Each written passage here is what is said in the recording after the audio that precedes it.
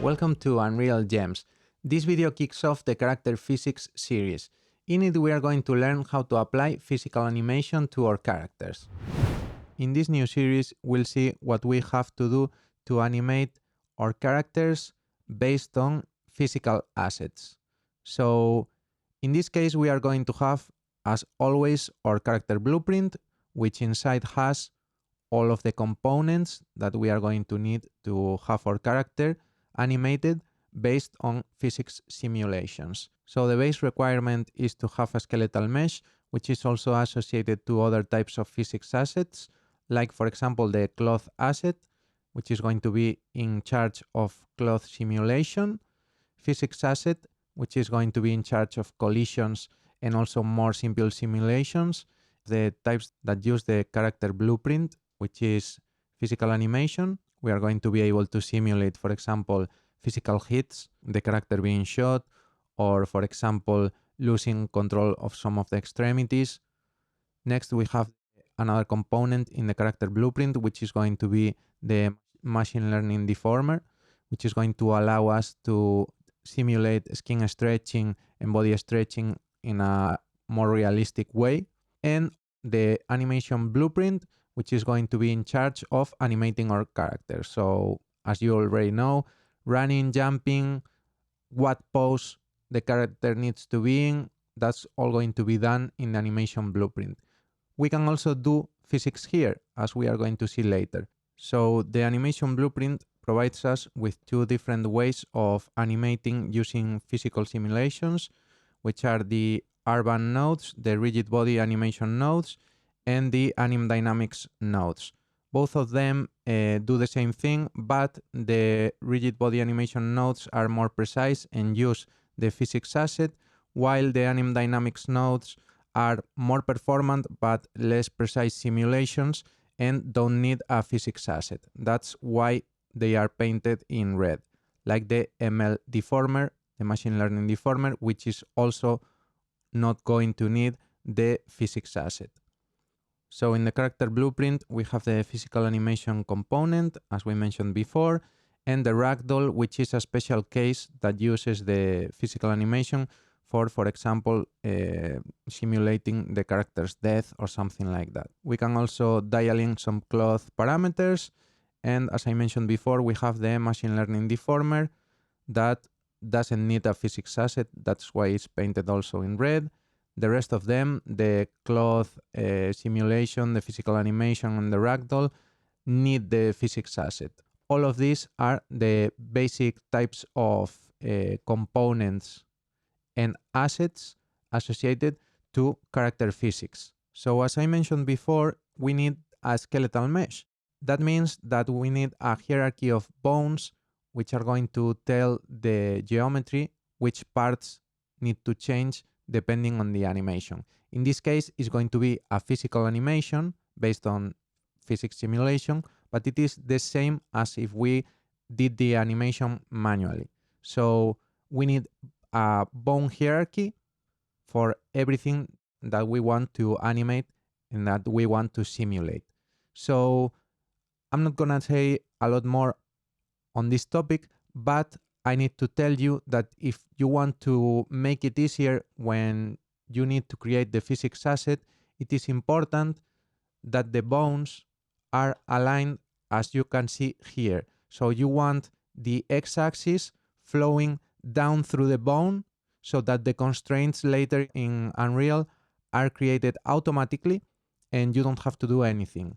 It is also important to say that you need to use the C as up, and you want Y to be the roll axis. So if you follow these steps when you create the rigid bodies in Unreal, things are going to be really simple. Okay, so the second base requisite that we are going to have is going to be the physics asset, because of the high cost that it would have to use the geometry to compute the physics simulations. So in this case, the physics asset is going to simplify those computations. So that's why we are going to describe it right now so you know what it is, because just saying it is difficult to understand, but if you see a picture like here, you are going to get it real quick. So as you can see, we have simplified our character in several rigid bodies that are going to be utilized to compute the physics simulations.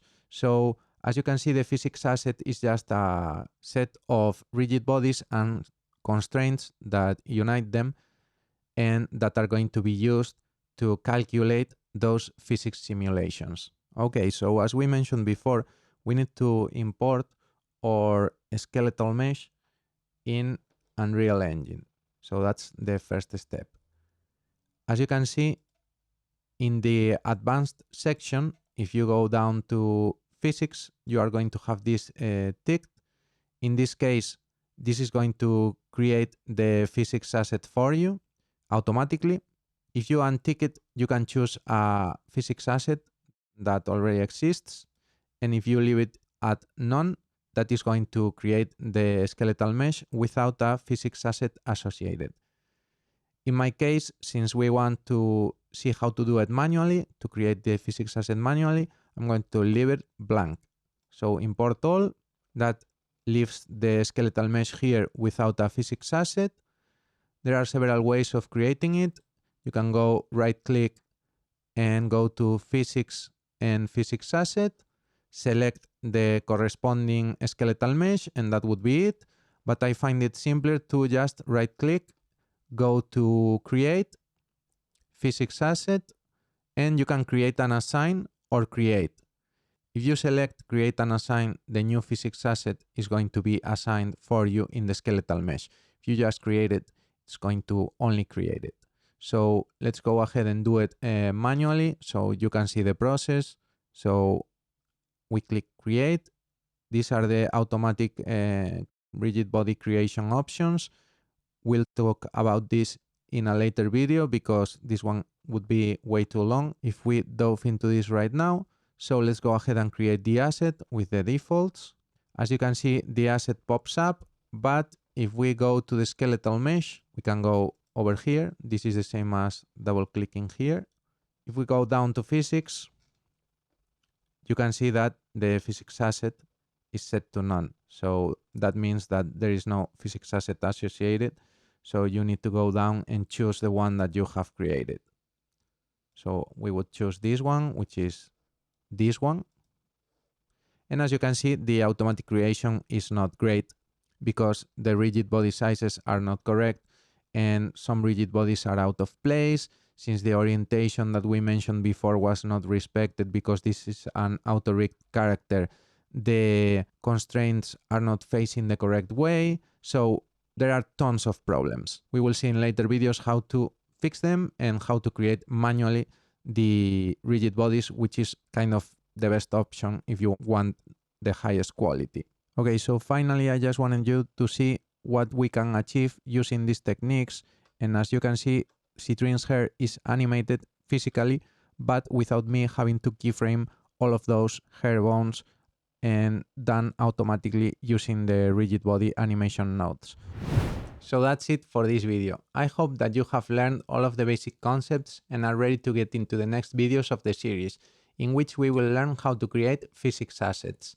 If you have found the video helpful, go ahead, like and subscribe, and we'll see each other in the next videos of the series. Huge shout out and thanks to all my Patreons. As you know, making these videos takes a ton of time and effort because I research in depth all of the topics that I cover. So if you want me to keep making awesome stuff, consider supporting me on Patreon.